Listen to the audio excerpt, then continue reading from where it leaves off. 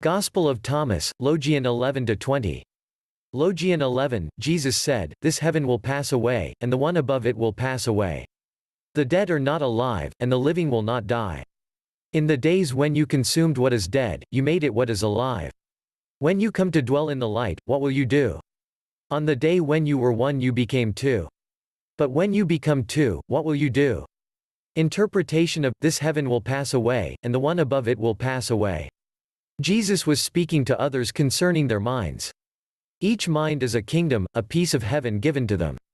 The divided mind will pass away, and the undivided mind which is above it, will pass away, because in the end each soul will share the mind of God. Interpretation of, "The dead are not alive and the living will not die." The dead referred to are those who believe that they are physical beings that are of the world. They are not living because they have not come to know themselves. The living are those who know that they are a spiritual being, and not of the world, because they have come to know themselves. It is these who will not experience the death spoken of, ever again, for once life is found it is everlasting, just as when truth is realized, it cannot be denied. Interpretation of, "In the days when you consumed what is dead, you made it what is alive." In the days when you consumed your false identity of being a physical being, you made that part of yourself, which was dead, alive. Interpretation of, "When you come to dwell in the light, what will you do? When you come to know yourself, realize what you are, what will you do? To dwell in the light is to dwell in truth. To dwell in the darkness is to dwell in ignorance of the truth." Interpretation of, "On the day when you were one you became two. But when you become two, what will you do? On the day when you came to know yourself as a spiritual being, you realized that you had been living with two self-identities. One as a physical being and one as a spiritual being, but you had not noticed the difference, because the two self-identities had been merged into one. When you realized your true self-identity, both of your previous identities became apparent and the one became two. What will you do when this is realized? How much will you have to give up? For each self-identity requires the fulfillment of its own desires and has its own attachments. Logion 12, the disciples said to Jesus, "We know that you will depart from us. Who is to be our leader?" Jesus said to them, "Wherever you are to go to James the righteous, for whose sake heaven and earth came into being." Interpretation, heaven and earth came into being for life and its perfection in love and truth. James was the only one capable of teaching as Jesus did, because he fully understood the secret teachings and their meanings, and he had come to know himself in truth. When Jesus departed, it was James who was to become the new leader. It was not for the sake of James only that heaven and earth came into being, but rather it was for the sake of all God's children, so that they could learn how to become righteous and loving. Logion 13, Jesus said to his disciples, "Compare me to someone and tell me whom I am like." Simon Peter said to him, "You are like a righteous angel." Matthew said to him, "You are like a wise philosopher." Thomas said to him, "Master, my mouth is wholly incapable of saying whom you are like." Jesus said, "I am not your master. Because you have drunk, you have become intoxicated from the bubbling spring which I have measured out." And he took him and withdrew and told him three things. When Thomas returned to his companions, they asked him, "What did Jesus say to you?" Thomas said to them, "If I tell you one of the things which he told me, you will pick up stones and throw them at me, a fire will come out of the stones and burn you up." Interpretation of, "Compare me to someone and tell me whom I am like." Simon Peter said to him, "You are like a righteous angel." Matthew said to him, "You are like a wise philosopher." They did not realize that Jesus was the Son of God, a spiritual being, and so they had no way of describing him correctly. Interpretation of, Thomas said to him, "Master, my mouth is wholly incapable of saying whom you are like." Thomas recognized that Jesus was a spiritual being, and not like anyone he had ever known, and so was lost for words to describe who he was like. Interpretation of, Jesus said, "I am not your master.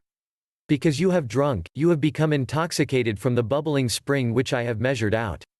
Thomas called Jesus Master, but because Thomas had understood Jesus' teachings on a deep and personal level, and therefore had come to know himself. Jesus told him, "I am not your master," which meant that Thomas had become a free spirit and the master of his own domain, mind. Thomas could see and hear what the others could not at that time, because of the spiritual sight that Jesus had given him. Interpretation of, and he took him and withdrew and told him three things. The three things that Jesus told Thomas are hinted at in Logion 14, and they are, "They say to me what they think will please me, because they are still blind and do not yet realize who I am." They see the body which is the clothes, but do not see the one wearing them. Satan is not a spiritual being. It is a self-identity created because of one's ignorance to their true nature as a spiritual being. Because of the self-created, false identity of being a physical body, the self acts according to the rules of the world. It is this Satan consciousness that divides the mind, it blinds a person to the spirit and truth, and it is the cause of temptation and sin. When a person has a divided mind, it is because Satan is within them, and it is they who are Satan. Those who have heard my voice and have understood, are my true brothers. But those who have heard my voice and not understood are not yet my brothers. They listen and try to do as I teach them, but they merely conform to my will, rather than their hearts, which take them another way because they are little faiths. They do what they think is good, seeking only acceptance. Interpretation of, if I tell you one of the things which he told me, you will pick up stones and throw them at me, a fire will come out of the stones and burn you up. Stones represent words, and in the context of this Logion, they are insults that hurt. The fire that would come out of the stones is the fire of repentance that would torment their minds. In other words, they would feel ashamed and sorry for what they had said. Jesus withdrew with Thomas from the other disciples because it was about them that Jesus was speaking.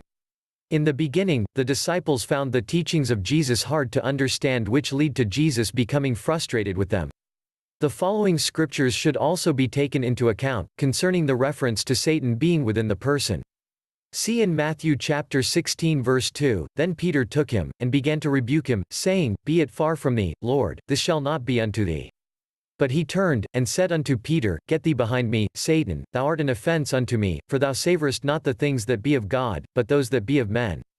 It is quite plain here that Peter was speaking through his Satan consciousness and that Jesus was speaking back to Peter's Satan consciousness, which was Peter's alter ego. Logion 14, Jesus said to them, If you fast, you will give rise to sin for yourselves, and if you pray, you will be condemned, and if you give alms, you will do harm to your spirits. When you go into any land and walk about in the districts, if they receive you, eat what they will set before you, and heal the sick among them. For what goes into your mouth will not defile you, but that which issues from your mouth, it is that which will defile you. Note, you have to keep in mind that Jesus was teaching them a new way, a way that was different to what others had taught them. Interpretation of, if you fast, you will give rise to sin for yourselves. To give rise to essen for the self, is to cause one's own temptation. See also Logion 6. Interpretation of, if you pray, you will be condemned. If you pray as you have been taught by others to, then you will be condemned for your lack of faith in the Father to provide what you need. Jesus taught them the proper manner of praying when he taught them the Lord's Prayer, which is as follows, Our Father which are in heaven, hallowed by thy name, meaning, praise the Father with love, which is true worship.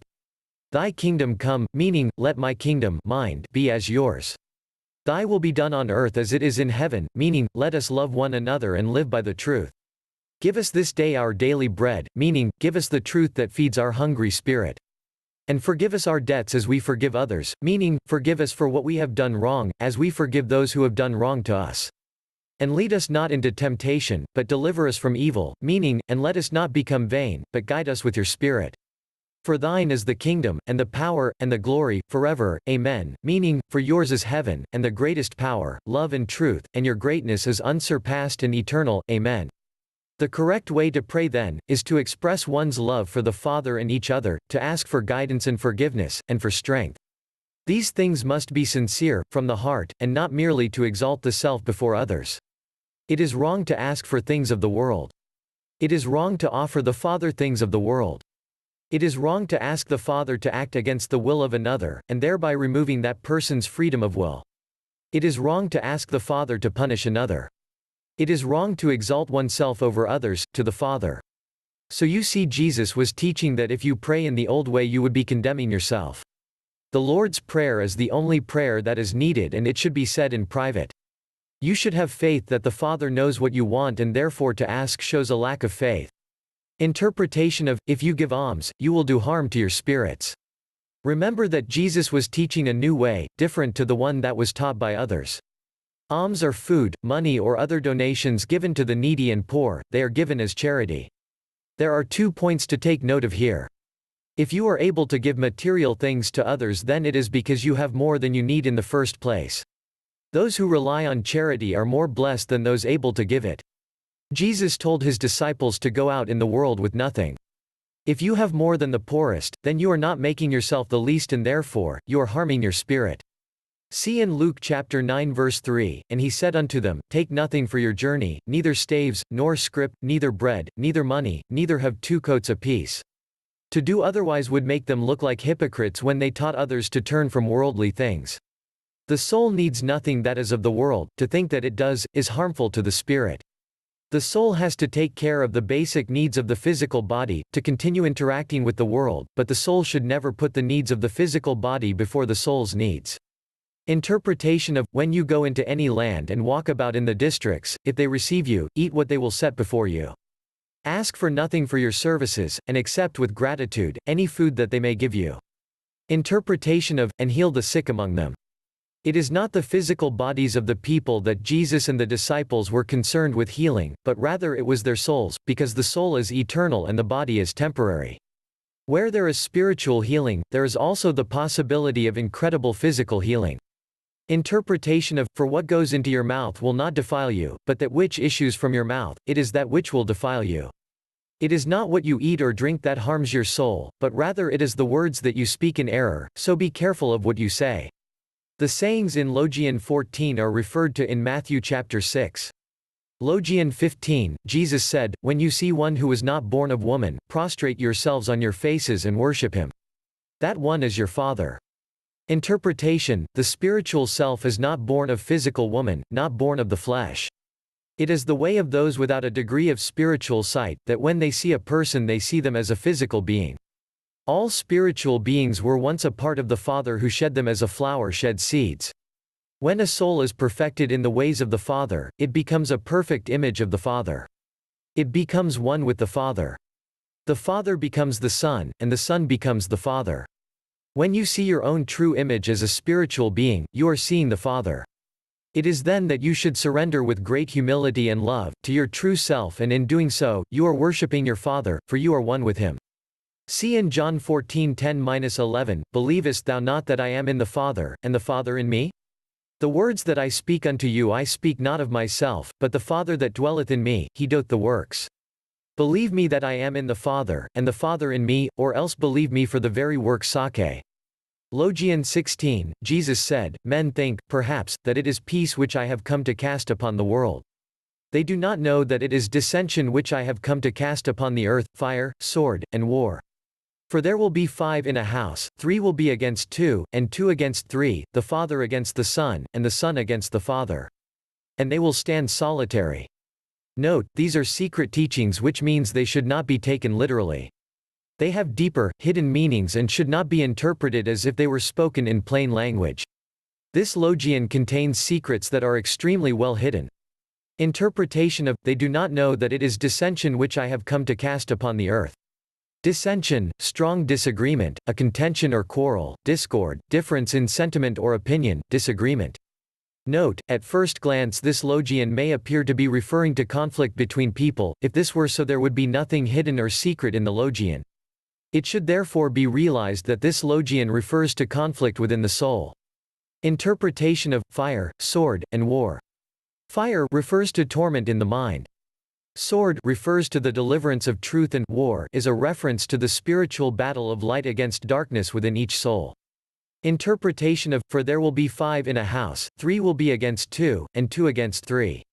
To understand the meaning of 3 against 2, and 2 against 3, you must first consider what is written in Logion 19, For there are 5 trees for you in paradise which remain undisturbed summer and winter, and whose leaves do not fall. Whoever becomes acquainted with them will not experience death. The tree of life, perfect awareness, seeing with clarity and from which nothing is hidden, including the self. The tree of knowledge, of good and evil, revealing all that is knowable, both right and wrong. The tree of wisdom, perfect reasoning, revealing the absolute truth of what is right. The tree of love, perfect desire, righteous pleasures. The tree of peace, perfect willpower, expressing righteous ways of contentment. In the kingdom of heaven, all 5 trees are perfect, but for those who have not yet come to know themselves, and therefore exist in a divided mind, their tree of life is a false one, and their tree of love remains unperfected. This sets the 2 against 3, and the 3 against 2. Without life and love, the other 3 trees remain imperfect, and therefore conflict is inevitable. The truth remains opposed. Reasoning remains faulty and peace cannot be found in a house where there are two masters. Interpretation of the Father against the Son, and the Son against the Father. The Father opposing the Self's will, and the Self opposing the Father's will. Interpretation of, and they will stand solitary.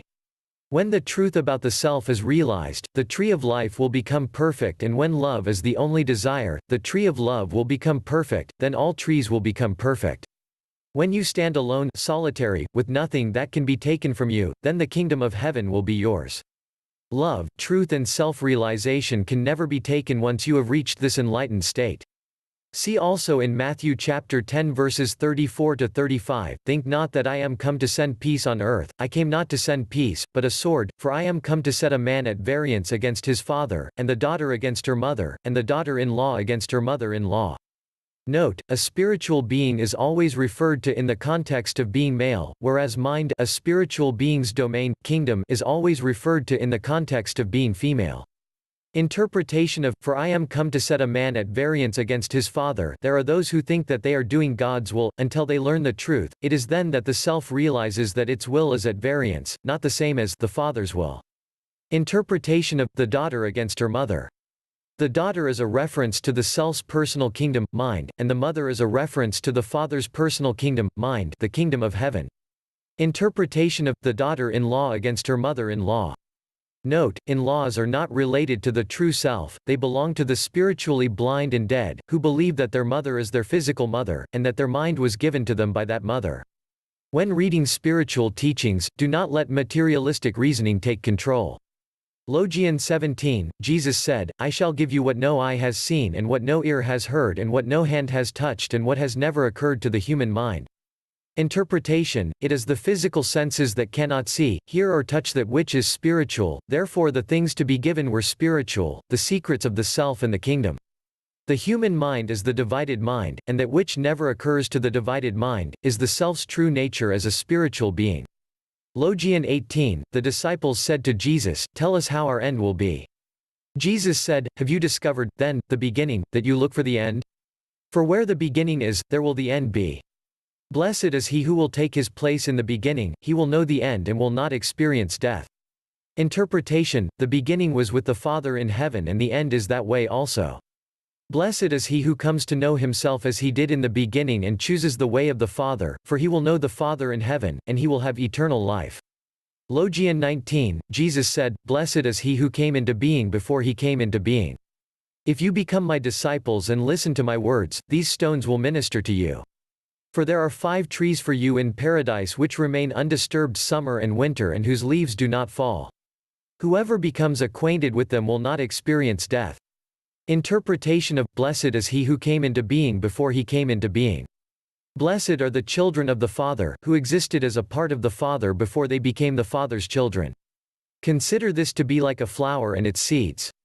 The flower produces the seeds from itself.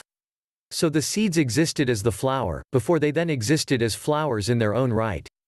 So like the flowers, the Father's children came into being before they came into being. Interpretation of, if you become my disciples and listen to my words, these stones will minister to you. Words produce concepts, images in the mind. Jesus likened words to stones, saying that his words would minister to them, that is, serve and guide them, as opposed to the words of other teachers that would harm them. Interpretation of, for there are 5 trees for you in paradise which remain undisturbed summer and winter and whose leaves do not fall. The 5 trees that remain unaffected are trees of knowledge, in other words the 5 parts of the absolute truth. The 5 trees are, the tree of life, perfect awareness, seeing with clarity and from which nothing is hidden, including the self. The tree of knowledge, of good and evil, revealing all that is knowable, both right and wrong. The tree of wisdom, perfect reasoning, revealing the absolute truth of what is right. The tree of love, perfect desire, righteous pleasures. The tree of peace, perfect willpower, expressing righteous ways of contentment. Interpretation of, whoever becomes acquainted with them will not experience death. Whoever attains these 5 trees will not experience the death spoken of in Logion 1. Paradise refers to God's kingdom. These trees never lose anything that is of them, and they remain undisturbed in the good times and the troubled times. Logion 20, the disciples said to Jesus, "Tell us what the kingdom of heaven is like." He said to them, "It is like a mustard seed." It is the smallest of all seeds. But when it falls on tilled soil, it produces a great plant and becomes a shelter for birds of the sky. Interpretation: even the smallest of truth, likened to the mustard seed, can grow very large and eventually fill the mind with truth, which then attracts those who are searching for truth. The tilled soil is the fertile mind where truth can grow. Birds of the sky refers to those who are searching for truth. Birds of the sky search for seeds to feed on just as souls search for grains of truth, which is spiritual food. A bird will always choose to rest in a sheltered place, close to its food supply, just as the disciples stayed close to Jesus, who sheltered them from their worldly worries. Think of the mind of Jesus when thinking of the great plant, and think of those that he taught as the birds of the sky. The seeds of truth in Jesus' teachings fell into the minds of those he taught. The kingdom of heaven contains only love and truth. It takes only one small seed of that kingdom to fall into a fertile mind, and eventually the whole of that mind is filled with love and truth, and so becomes the kingdom of heaven. See also in Matthew chapter 13 verses 31 to 32, another parable put he forth unto them, saying, The kingdom of heaven is like to a grain of mustard seed, which a man took, and sowed in his field, which indeed is the least of all seeds, but when it is grown, it is the greatest among herbs, and becometh a tree, so that the birds of the air come and lodge in the branches thereof. LoveTheMeaningGoFlife.com